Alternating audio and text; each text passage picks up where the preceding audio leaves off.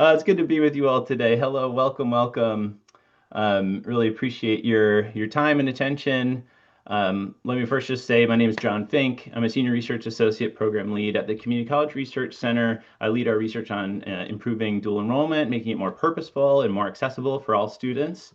And I'm joined by a couple of panelists that we'll get to talk to in the second half of the hour. Christy Black from Kirkwood Community College in Iowa, and Christopher Konzen from Hudson County Community College in New Jersey.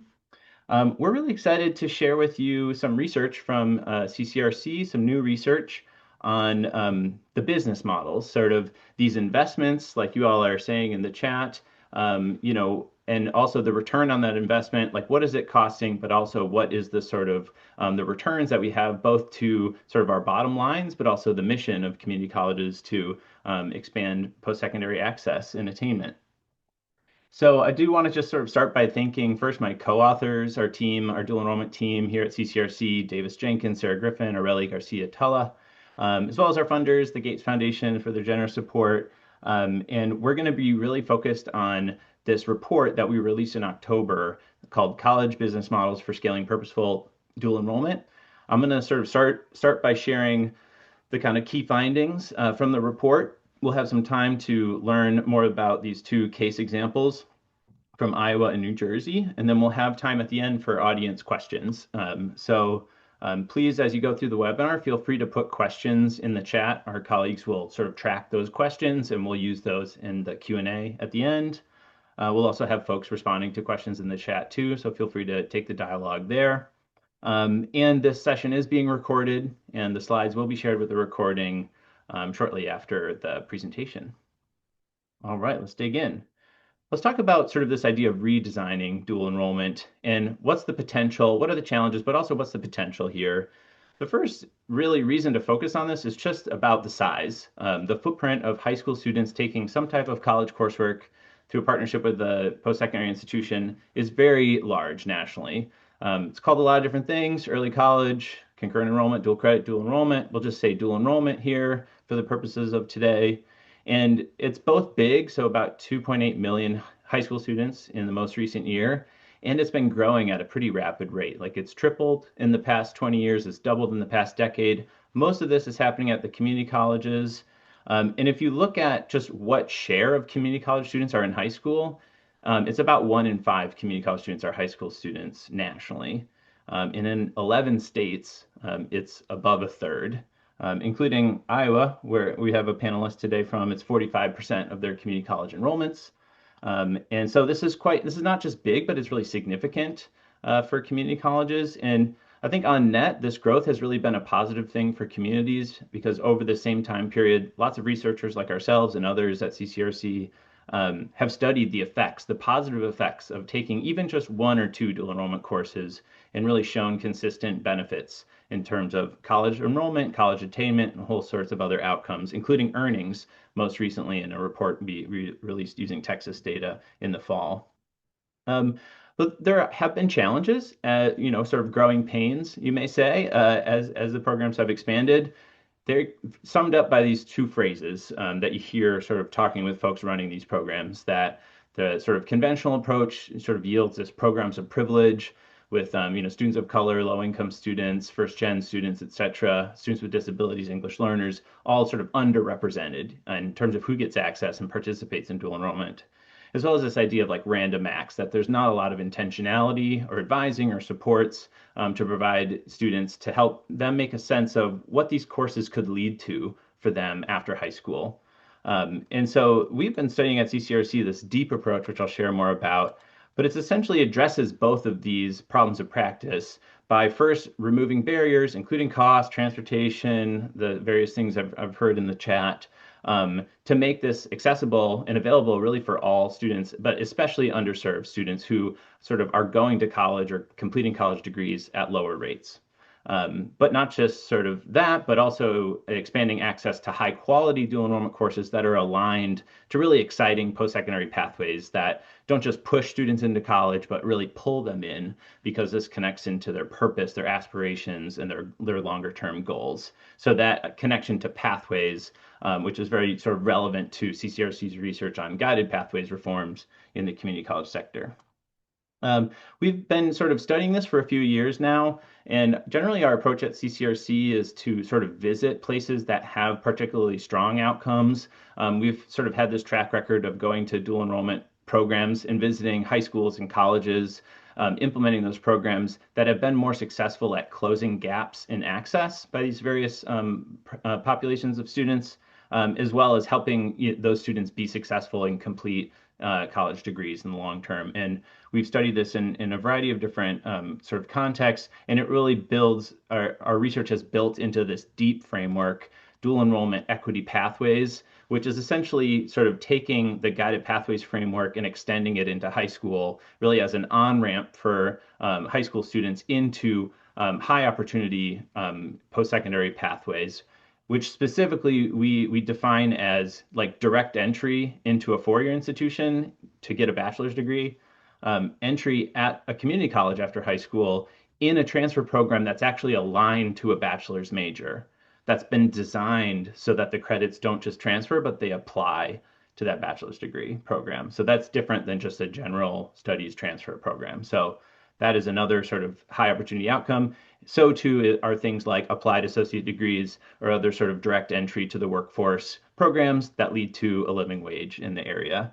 And so if you kind of take that and start with the end in mind and sort of backwards map into dual enrollment, we've sort of identified these four research-based areas of practice. Outreach to underserved students in schools, removing barriers, and focusing on schools and populations that are not going to college at the same rates as others. Not just offering any courses, but aligning those courses to exciting degree programs and pathways, including transfer pathways in fields of interest to students. And then providing students advising and early supports to explore all their options and make a plan, make a specific program plan. That's not just, I want to go to this college after high school, but this is the program I want to go into, and here's how my courses are going to count, and here's how long it's going to take me to complete after high school. So that's a specific plan for students. And then keeping the quality instruction standards high. So high quality college instruction. This is a college course. It should be challenging, but increasing the supports so that students are successful. And not sort of keeping students out because we want them to fail, but letting them in and increasing the supports because we don't want them to fail. So that's a deep framework. I'm not going to spend a whole lot of time going into this. We've written about this and given lots of examples, and it's really sort of heartening to see the great work happening out there in the field at so many colleges that are investing in these particular areas. So we're going to be talking in this presentation about the sort of additional work of this deep approach beyond the conventional approach, programs of privilege, random max, to dual enrollment, the additional work, and then the additional costs that are incurred by that additional work. And just as more examples of these sort of deep practices, outreach to, for example, this typically requires proactive marketing and recruitment, going out to the schools, going to the Boys and Girls Clubs, going to the civics, to the churches, the synagogues, the mosques, etc., to make sure that folks are aware of these opportunities. And the alignment of the coursework that typically requires like mapping and taking sort of staff time to sort of look at these different courses and how they map to degrees. Of course, providing advising also requires just having people there, college advisors, to meet with dual enrollment students and to coordinate with the high school counselors.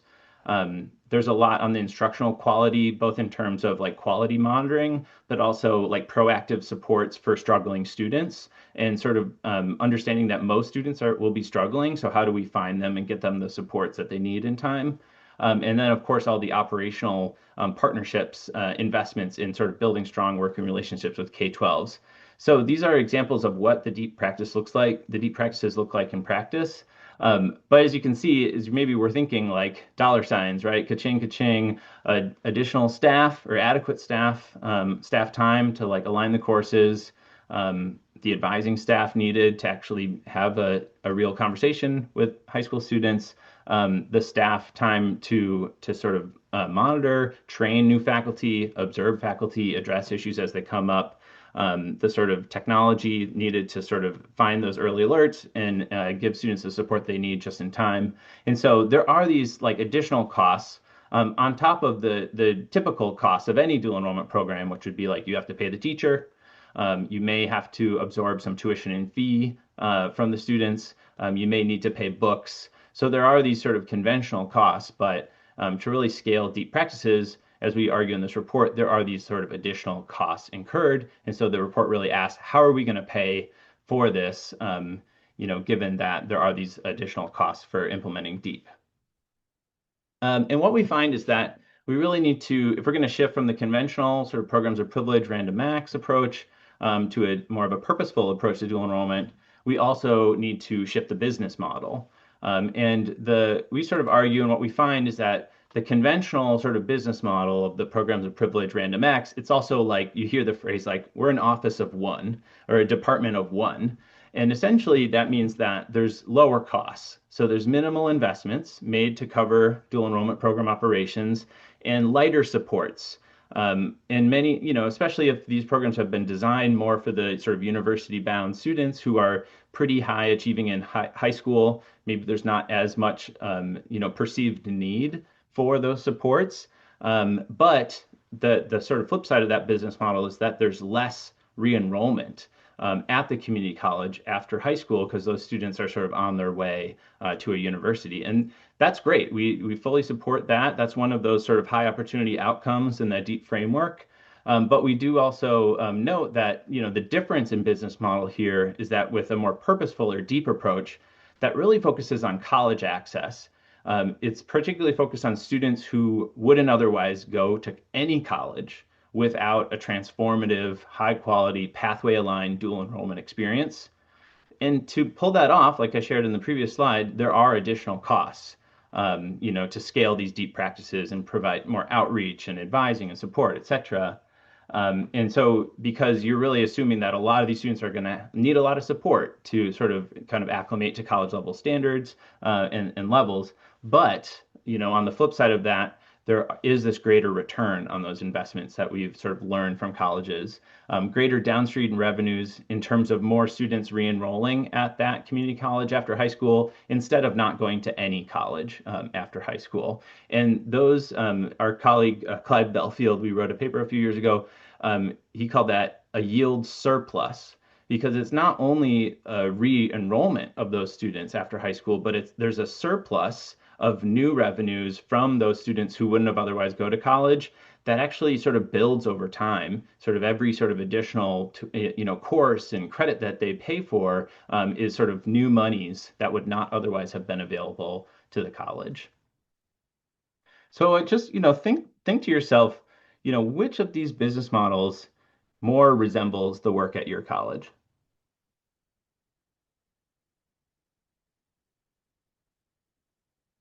So we interviewed colleges, and we were just trying to figure out how our colleges funding these sort of deep practices or more purposeful dual enrollment, really without passing the costs on to students and families.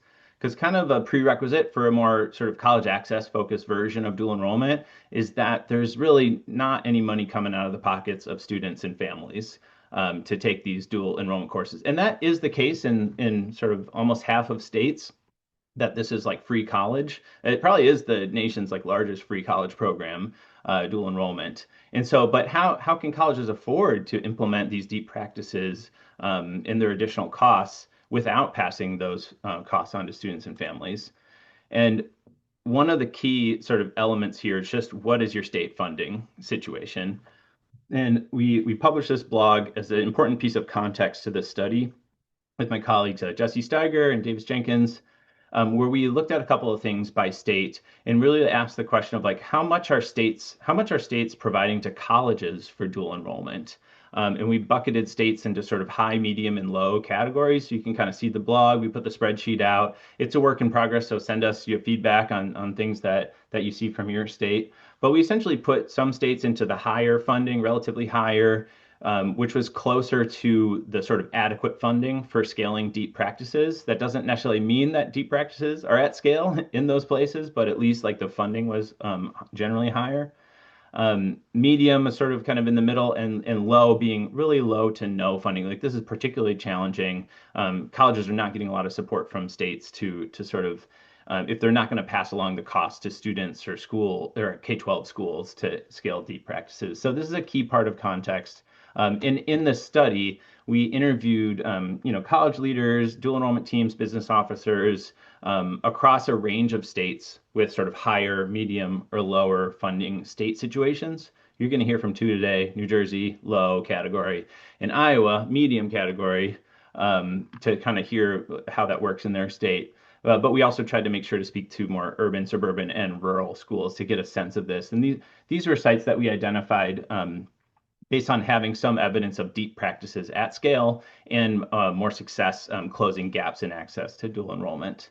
And this is sort of what we learned. There was these sort of key strategies that we'll kind of unpack a little bit more about for how are you going to scale deep practices without breaking the bank or passing on costs to students and families. So let me talk about kind of each one of these four strategies. The first is really about like mindset. People talk about budgets as like value statements, and I think that we heard a lot of that, especially from leadership. That this is we have to sort of make sure that how we're structuring our finances is aligned to our mission, and that there is this huge potential of dual enrollment to like benefit our communities in terms of like capturing more students after high school who might not otherwise have gone to college and putting them on a degree pathway that's going to benefit them, but also bring back returns to our whole community. And really just sort of valuing that and knowing that there's might have some costs, but we're making this sort of upfront investment because it's aligned to our mission. And sort of similarly, the second point that it's not just enough to provide access to college courses. We need to make sure that students are sort of given the adequate supports and advising to explore how those could translate or kind of build their excitement, tap into their sort of own purpose and aspirations, and connect that to a pathway, a specific sort of degree pathway after high school. So not just enough to sort of expand access, but what are we expanding access to, and how are we building up students' motivation? And then secondly, I mean, thirdly, we heard this from presidents of just like, we can't pretend like these aren't our students. It might seem kind of basic, but if you have, I think historically, dual enrollment has been an ancillary function or like a community service function at many colleges. But we heard from presidents that we interviewed was that like these are our students. Like anything we do for a sort of non-dual enrollment student, we need to make sure that we're doing for our dual enrollment students, including investing in early alerts or providing tutoring assistance. Anything we're doing around like mental health services availability. Like if you're our student, you're our student. Like full stop. And sort of that is just a mindset that does then sort of play into budgeting and how resources are allocated. The second area that we heard is really kind of like strategies for working internally to leverage existing college resources. We called like core resources. Existing sort of technological systems, existing staff, that maybe are in the general sort of college marketing or outreach office. How can they then also be deployed to do outreach for dual enrollment? The general advising or counseling service, how can these staff also support our goals to provide advising to dual enrollment students, because those are our students too. And it really was oftentimes redeploying core college resources, staff, facilities, technology, to support implementing deep practices. And just, the technology, I think it's sort of like if we're going to implement an early alert system, we can't leave the dual enrollment students out of that. As one example, the facilities, if we've had you're going to hear from Kirkwood, and we've had these sort of like far-flung regional centers serving our rural communities, how do we sort of deploy that to serve our rural high school partners? And I think we heard that there's an opportunity here because otherwise, other enrollments among older adults have been declining. And so there is a little bit more slack in these core college resources that can be redeployed to support dual enrollment aligned to a pathway that's going to build that sort of post-high school adult enrollment in the future. The third area is about the partnership with the K-12 schools. And when we talk to folks, they're really, they're not trying to pass on costs to K-12 schools too, because they have a lot of their own sort of financial challenges. But what we heard from the folks we interviewed was more of this, like, how can we have a win-win with our K-12 partners to sort of build more resources locally for deep practices? So what this looked like is, how, especially given that the sort of this deep approach, more purposeful, is about not just any college coursework, but college coursework aligned to a field or a career academy or sort of some sort of pathway for students. Many high schools have their own goals with college and career readiness. Many high schools have their own CT programs or career academies. And so there was this real natural opportunity in many places to just build dual enrollment into that existing priority for K-12 schools. In that, in many cases, they're getting rewarded, like financially rewarded or otherwise rewarded from their state accountability systems. And so the sort of win-win was when this deep approach or more purposeful dual enrollment approach could also help the high school bring in more of their own state resources or performance funding resources. And that could just actually grow the total amount of resources available locally to sort of support more of this purposeful dual enrollment practice. So this was a really key area to sort of tap into that K-12 partnership without it like taking away from that K-12 partnership. The fourth area was a whole list of things that were sort of like, if you think about like strategic finance for dual enrollment, you might kind of think of this as the bucket of the report where we highlight that. And many colleges were sort of doing all of the above or multiple of these things. First and foremost, just getting your hand around like what are our costs for dual enrollment and how does that vary by like the modality, who's teaching the course, what's the location, and that sort of informs what is actually a sustainable or like a real pricing model that that might require a change. And so how do we bring our K-12 partners on board to that? And often we require like balancing between modalities or different course offerings based on the sort of price and the cost of that modality. So there was some sort of strategic finance that we saw, really cool examples from the colleges. We also saw this sort of like external, I kind of talked about it a little bit before, but the sort of statewide performance funding or the other sort of local or state workforce funding, employer partnerships as well to sort of help draw out more resources from external partners. But probably the biggest one was really this sort of re-enrollment rate or this yield surplus that by focusing on students who aren't going to college and providing them a high quality dual enrollment experience connected to a pathway that they're really excited about. Maybe they didn't even know that they could go into drones for college. That wasn't in the set of things that they imagined college. That this is really where the sort of return is by generating downstream revenue and kind of continued revenue from these students as they progress and complete, which we know they complete sort of at higher rates if they have former dual enrollment. So this really was the kind of key item here. All right, so we're gonna sort of start getting ready to shift gears to hear about this more from Kirkwood, but I do want to just sort of mention that there's all sorts of incentives aligned here for not just for colleges, but for their K-12 schools, which are oftentimes in choice districts where students and families are voting with their feet and having a really exciting, path to a debt-free college degree from dual enrollment is a huge win for K-12 leaders. Of course, employers want to grow their own talent and have their sort of employees reflect their local communities. And so there really are a lot of potential incentives here and a lot of sort of fodder for getting to the table and finding where those win-wins are. Um, in the accompanying the report, we have like a guide. So a lot of colleges were doing their cost studies. They had their own sort of internal tools, and we tried to summarize that in this taking action guide, which is available just as a Word doc on our website accompanying this tool. And it includes things like, what should you do if you want to do a cost study, if you want to do a gap analysis on your deep practices, and then how do you map resources? What do you have? What do you need in order to scale these dual enrollment practices? And you can kind of see we have some like template cost and revenue analyses by different modalities. An example from Compton College, our colleague from Compton College was unable to join us. She was going to be a panelist, but they had great examples of like how they were allocating and accounting for people's time who were supporting dual enrollment, even if they weren't in like the dual enrollment office per se. So these sort of templates are available.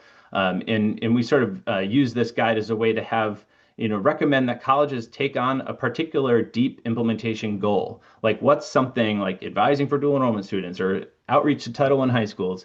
What's something that you can commit to in the relatively short term and implement on a large scale? And what are the resources needed to do so? Because we find that sort of more iterative implementing at scale is really how you get these whole college reforms in place over a period of time. Um, And also we have a table too where you can kind of get an idea of how you would project future surplus revenues from increasing re-enrollment rates for those students who are coming back after high school. So I want to invite up our panelists. I've been talking at you a lot. See some good activity in the chat. So keep that coming. And again, remember that we will take questions in about 20 minutes from you all. So we welcome your questions to me, our team, Christy and Chris. Want to say first off, Chris, happy birthday, bud. It's so awesome that you're joining us on your birthday. I like this sort of Chris Christie. I was thinking like this is sort of like I know you're from New Jersey, but we got like the Chris Christie sort of thing here too. So this is kind of, anyway. So yeah, happy birthday, Chris. And Christy Black, welcome. I'm gonna sort of just, these are your colleges. We sort of put this in the report. Let's start with like Hudson County, just as a brief overview. You can see about 860 dual enrollment students in the most recent year, 20 high schools served. It's about 10% of the college enrollments. You've got 7.5 or so like FTE staff, and folks can read the type of positions that you have. So, and remember, New Jersey, we categorize that as a lower funding state in terms of how much states provide to colleges for dual enrollment. You can see it's, compared to Kirkwood, then a smaller program, Kirkwood with 6,600 students, about a third of overall enrollment, serving 39 high schools across 7 counties in a large rural sort of region. Many of those are smaller rural high schools. And you can see a much larger staff with 19 FTE, including Christy, who leads off as the executive dean. So I got some questions for you too, Christy and Chris. Let's start with you, Christy. Give us a sense of like what are the components of your dual enrollment that have been most effective at this sort of purposeful approach, this creating on-ramps to college and career opportunities, particularly for students who wouldn't otherwise continue in college? Yeah, so one of the examples I think really illustrates this is our college made a real strategic decision about 15 years ago to invest in what we call our regional centers. And so we have 4 regional centers that are sort of strategically placed throughout our 7 county service area. And at any one of those regional centers, we have anywhere from 6 to 8 or 9 high schools that send students into that center for a portion of their school day to participate in a Kirkwood Career Academy program. So that's where students are taking a package. They're in a year-long cohort in their Career Academy program. They come every day, and essentially in each of those academy programs, they're earning about the equivalent of the first semester of several of our different degree programs at Kirkwood. And we've had these in place long enough now that we're really seeing the data indicate that our students who come to a regional center and participate in a career academy program, they're much more likely to matriculate into our college after high school graduation than say our other 2 formats. So we do offer quite a few courses within the walls of the high school, taught by the high school instructor. We also have high school students that are enrolling in sections that were built for our traditional population. We call that our alternative concurrent enrollment.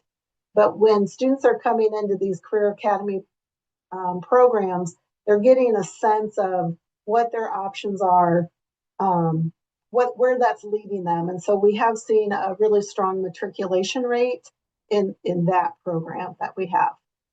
That's awesome. Thanks for sharing about that career academy model, Christy. How about you, Chris? Like, what's going on at Hudson County that's working well in terms of creating this more purposeful on-ramp?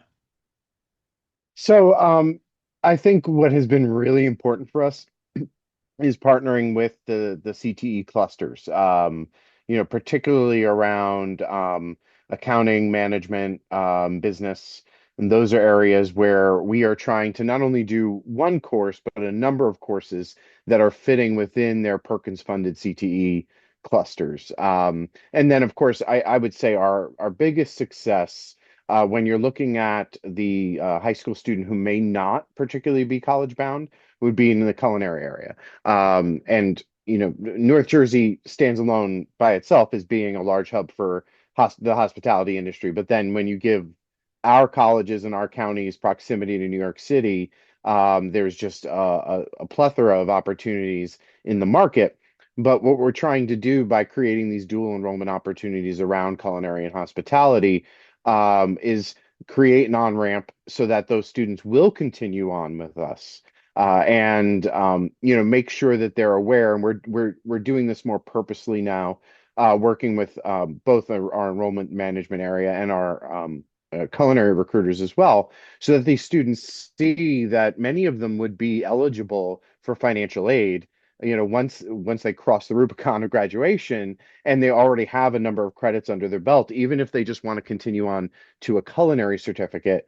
And we're in the midst right now of creating a culinary academy where the students would be able to complete the culinary certificate while they're in high school, modeling after a lot of the work that we've already done around some associate degrees in dual enrollment. But obviously, a lot of the students who do participate in that, a good portion of those students may not have attended the community college after high school graduation anyway, and or were already college bound. So it's great that we're capturing that group of students as well, but we want to make sure that we're serving and expanding the net to have those students who may not necessarily be college bound.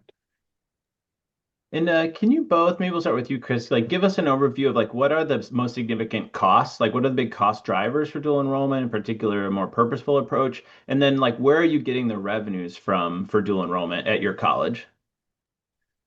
Well, I would say the largest cost for us would be around personnel. And even though when I look at Kirkwood's FTE, I still see, wow, I wish I had that. But however, we're in abundance when it comes to some of the other community colleges in New Jersey.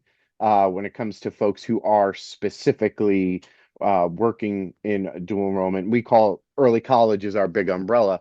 And so I'm very fortunate that we've had the support of both, my supervisor, our senior vice president, and the president, that they're both very committed to this program and have allowed us to have the kind of staffing that we do. So, with the two academic counselors who are par with any other high-level academic advisor working with cohorts, they are from enrollment to departure, doing wraparound support like any other academic advisor would. And then, of course, when you look at the fact that we do discount tuition for students, particularly for the self-pay students, which we do have, um, we're not getting the full tuition revenue from those students. So depending on the breakout, when they're taking a college taught class, although for the most part, we're either at the break even point or fine with collecting more in tuition than we are paying for the instructor to teach that class. I would say those are the biggest cost drivers. But when it comes to revenue, we do have partners that are pulling funds from the district, as you mentioned, John. New Jersey, when you say it's a low uh, state when it comes to funding, low funding state, we're actually a zero funding state, really, theoretically. The state has done some seed grants that have gone to specific school districts. New Jersey probably has the most school districts per capita in the United States. So unfortunately, that has not been spread around. So it's been really on the districts themselves to fund this. But we have had some districts that have either funded specific cohorts or have funded some of their CTE programs. But then the rest does come from self pay. We did get a commitment. We've had this commitment now for 3 years from our county, who is obviously the main funder of our college, to financially support students who receive free lunch. So we handle the verification of that, and we cover any of the tuition costs out of that budget for those students. Great. Yeah, Chris, and I think as we heard from you and a couple others that were in like low to no funding environments, what we learned from you all is that with the limited funding that you had, you were being very strategic about it to really prioritize, yeah, more underserved or like low income free and reduced price lunch students on a pathway, both because it's the right thing to do, but it's also like going to generate more future revenue. It's more of a front end investment. So we appreciate that. Um, I also appreciated how Hudson County focused not just on underserved students, but on STEM and CTE focused programs, whereas students seeking transfer may have more resources to pay for those themselves. Thanks, Davis. Hey, everyone. That's Davis Jenkins, our colleague from CCRC. Christy, Iowa is more of a middle funding. We know you have different modalities that have different revenues by those. So give us a sense of the sort of costs, the revenues, and are y'all breaking even? How are you sort of breaking even on this? Yeah, so in the state of Iowa, the state provides supplemental weighted funding to the high schools for the portion of the day that their students are enrolled in concurrent enrollment. So, in addition to their per pupil cost, they get extra weighted funding. And if their students are in a CTE concurrent enrollment course, they get a little bit extra funding than if it's in arts and science, because as we know, it just costs more to deliver the CTE programs. So the way our model works is the community college, we bill the high schools directly for the cost. And again, depending upon the modality, so if they're coming to the regional center as an example, we bill 100% of those tuition costs and fees. And then it's a little bit different if it's taught within the walls of the high school, or if they have individual students joining Kirkwood classes built for the traditional population. So obviously our profit margin is a little bit different depending upon those different modalities. But so even though the states are drawing or the schools are drawing down the supplemental weighted funding, it does not necessarily 100% cover those costs of what we're billing them. And so I think that is why we're considered a medium funding level state. But essentially, so, as Chris mentioned, our biggest cost drivers are personnel. So our instructional costs, so our faculty, as well as then our staff that is providing direct outreach. So those 19 FTEs that we have with our program. But then, there's other costs like the work the registrar does. So those are sort of not as front and center, when we're doing our budgets. And so that's why here in a little bit, I think you'll want me to talk a little bit about some of the analysis work we did. But in addition to the tuition that we bill to the districts, we do also tap into some state and federal dollars. The community colleges get a portion of Perkins funding, and so we do our student and academic support coordinators within our program. They are partially funded with Perkins funds. We also have what's called in Iowa the Workforce Training and Economic Development Fund. So we do use the college gets an allocation for that, and a certain portion of that allocation is assigned to our concurrent enrollment program. So, but the main revenue that we work on is just through that tuition cost that we bill back to the district. But in addition to the personnel costs, instructional materials continue to be a growing cost.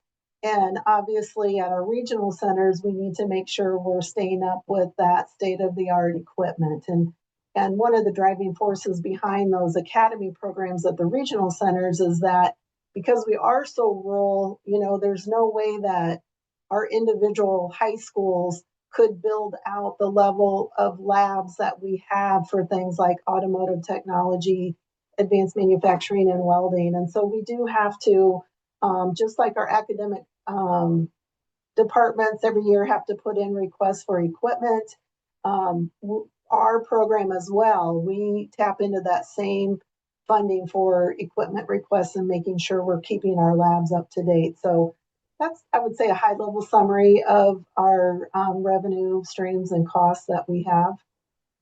One thing we talked about in the report is that oftentimes there's sort of hidden costs, or there's like core staff are sort of absorbing some of it. And for Compton College, what they were doing is like listing out everybody who's sort of like has their hand in dual enrollment and sort of trying to quantify what percent of their time they're spending. And I know that a big part of your story, Christy, at Kirkwood was doing a comprehensive cost study of dual enrollment. And that part of that was to sort of help your K-12 partners understand, what you were trying to achieve. Can you share more about what you did and what that, kind of what that resulted in for the college?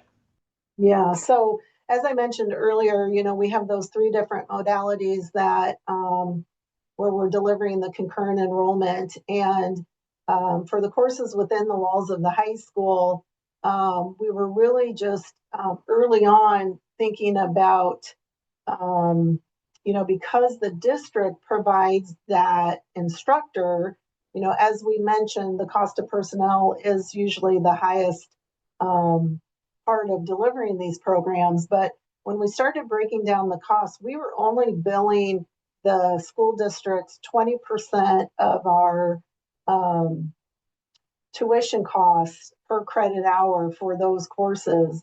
And when we did an analysis, we realized, there are those other costs beyond the instructional costs. So as I mentioned earlier, the cost of the registrar, we have we have a learning management system that, all courses and instructors use. And so that's sort of an overhead cost. We have um, folks in different departments that are still supporting indirectly. And we weren't really calculating into that 20%. So again, we have to, because we're not breaking even on those courses and they're not either at the high school level. So once we sort of laid this out to the schools to show them that the 20% is not covering our costs, we did agree that we would, over the next several years, we're implementing a 2% increase on that model of what we deliver within the walls of the high school. So this year we build 22%. Next year we'll go up to 24. We haven't essentially decided what that cap will be. Again, there's no way we could go from like 20% to billing them 40%. It just would be a hardship for the districts. But once we laid out how that 20% is not covering all of our costs, they were very understanding to see that it did make sense. We really didn't have any school bat an eye at that. Thanks, Chrissy. And pretty soon we'll take questions in case there's any from the audience. But Chris, kind of just curious, like just in general, like what recommendations like you have, especially to other colleagues that are really trying to make the case for greater investments within their college, but also broader communities. Shifting away from this office of one, but more greater investments in this more purposeful approach to dual enrollment. Just any sort of recommendations or things you've learned from over the years in your experience. Well, I think pointing to how, especially for community colleges, I mean, these are your students, and so it fits right in with your overall mission and values. Especially, for us, when we capture students who may not have attended a Hudson County Community College after graduation, we've now expanded our enrollment, and we are benefiting from having these students attend our classes with the rest of our community. Now, when you look at the students who may not have been college bound or who may have been on the fence, we are the most diverse county in New Jersey, one of the most diverse counties in the United States. And so getting these students in the door and allowing them to see that they are college bound, that they are college ready, I think is a huge bonus to fulfilling our mission as well. And so reaching out to colleagues, letting them know that, and also being purposeful about having our students participate in broader college life. A great example is we had a few students in one of our degree pathways take an honors theater class, and two of them were so amazing in this class they participated in our overall honors showcase.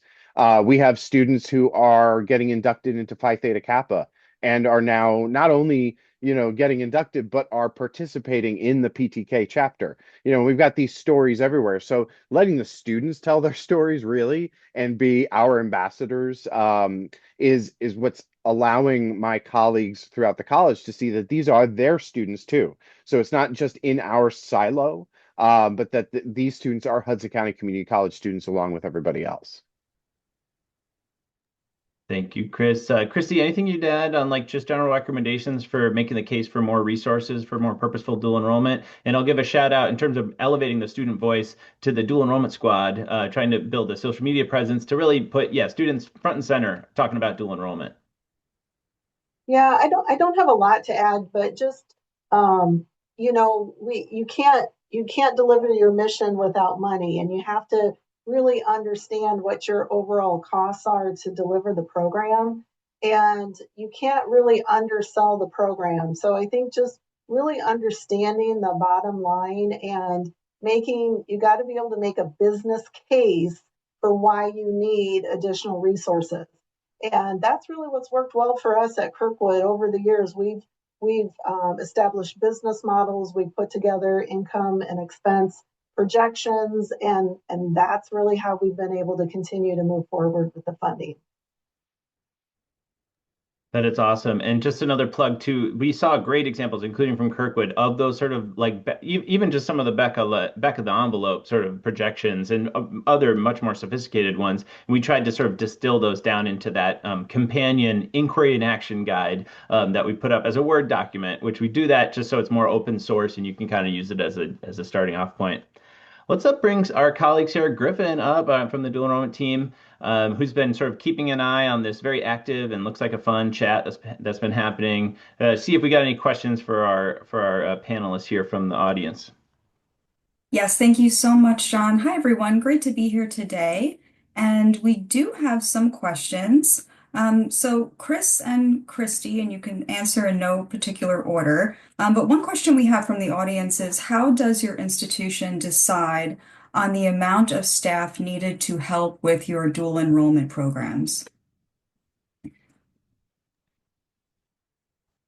I don't think there's a magic answer to that, but again, it's sort of that continuing to evaluate what are the numbers, what are the goals, what are we trying to accomplish, especially as it relates to that matriculation piece and getting more students who didn't have college on their radar to come into the program and then matriculate. And so we tried to really look at what are our underperforming schools, meaning, and again, we used that dual equity playbook that CCRC put out a long time ago.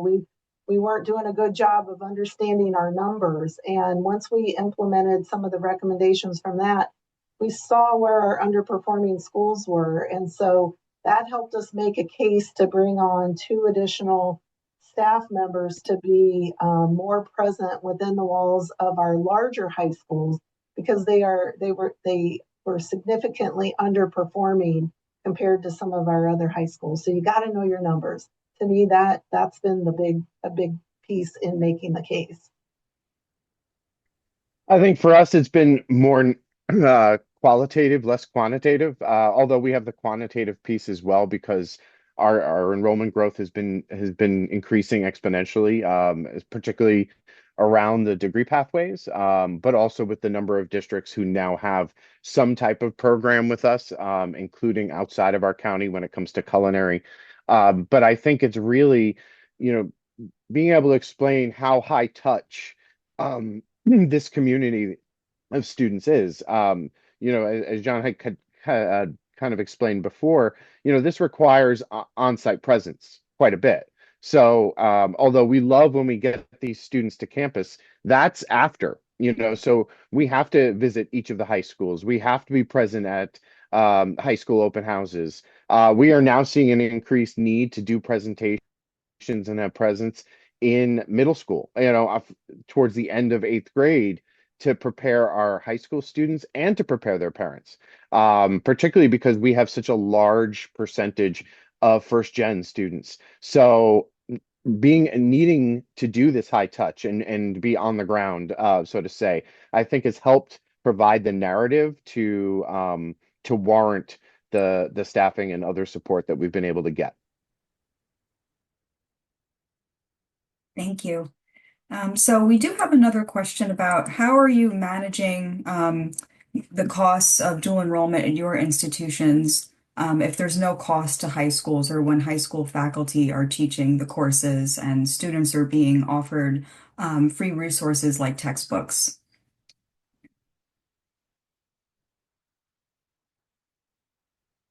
So I will say, other than the commitment to staffing, there hasn't really been a cost borne by the institution. So we are bringing in revenue when you look at the amount of students, particularly, unfortunately, because the high school instructors do not get a stipend, that we do not pay them. Their high schools are not paying them anything additional for this. So there actually is not a sunk cost to this. And although New Jersey ranks, I think, 46th in state funding for community colleges out of the 50 states, we do have an FTE model when it comes to the funding we do get from the state. And the headcount of our early college students contributes to that. And so there is a recognition that we are getting funding for these, dual enrollment early college students, maybe not directly, but indirectly. And so I think that has made the case to bear whatever costs there are. And then, like as I mentioned before, we have our students who are taking classes on campus mixed in with, the general college population. And so, we're not losing money, so to say, on the instructor. And finally, fortunately, we've been expanding every year the number of zero cost textbooks that our courses are adopting and our instructors are adopting. So that has been a big boon for us as well. Thank you, Chris.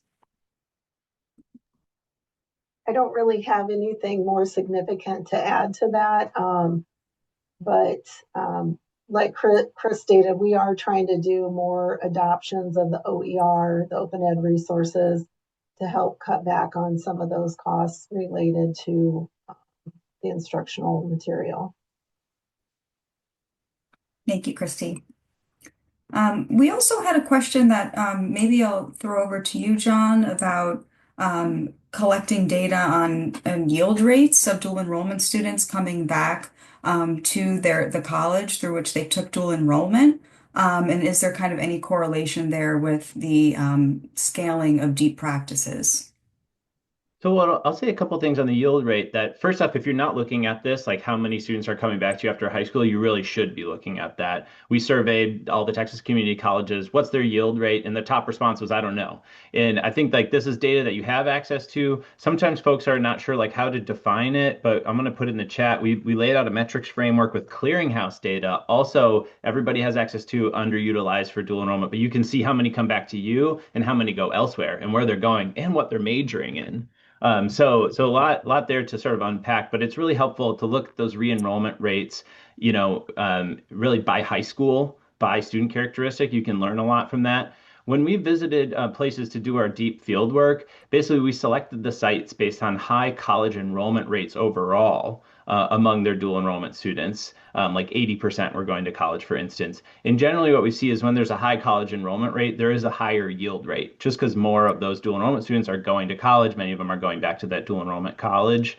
And so a lot of these deep practices that it's not like experimental research or anything. It's more like observational, correlational. But when you go visit the places with these higher yield rates, higher enrollment rates, generally, you see more of these deep practices.